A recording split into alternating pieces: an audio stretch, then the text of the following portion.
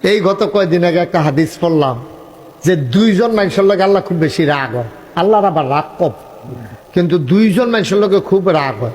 তাই আমি কই সাউন দরকার, কার লোক আমার লোকে চাচ্ছে নাকি এটা সাইয়া রহন দরকার আছে, কার লোক আমার লোকে রাগ হয়। তখন দেখি কেউ নাম কইছে না, দুইটা ঘটনা কইছে, দুইজন ব্যক্তির পরিচয় দিছে। কয় যারা আল্লাহর কাছে চায় না তারার লগে আল্লাহ রাগ হয়। নাউজুবিল্লাহ কোন না কেন? দেখেন, দুনিয়ার মানুষের কাছে চাইলে রাগ হয়, আর আল্লাহর কাছে না চাইলে কি আল্লাহ এটা সুবহানাল্লাহ লাগেন না? এটা গেল এক নাম্বার। কয়জনের লোকে না রাগ হয়? আপনি খেয়াল করে ওয়াজ শুনবেন, যখন আমি আটকাই থেকে আপনি মনে করাই দিয়ে। হ্যাঁ, কয়জন না?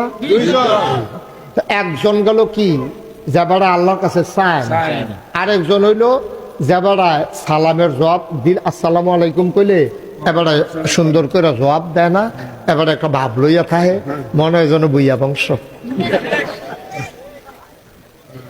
আসেনি, রম অসুস্থ আসেনি রে, এরকম সিহন জিংলা দিয়ে উদাম করে ফটফাট ফটফাট করে করে কি সঞ্জয় তো তারে অসুস্থ তোরে সালাম দিছে, তুই সে জবাব না দিবি, তুই বাপ ধরস কীর্তি হয় না, ঠিক নিও।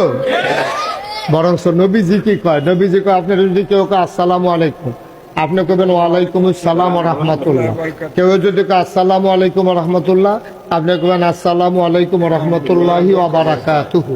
বাড়াইয়া বাড়াইয়া কইবেন, হ্যাঁ বাড়াই যেন সালাম দিতে খুশি হয়। সুবহানাল্লাহ না কেন? আর আমরা তারা সালাম পাইলে মনে হয় যেন এবারে টাঙ্গু উঠতে গেছে, কি একটা ভাব।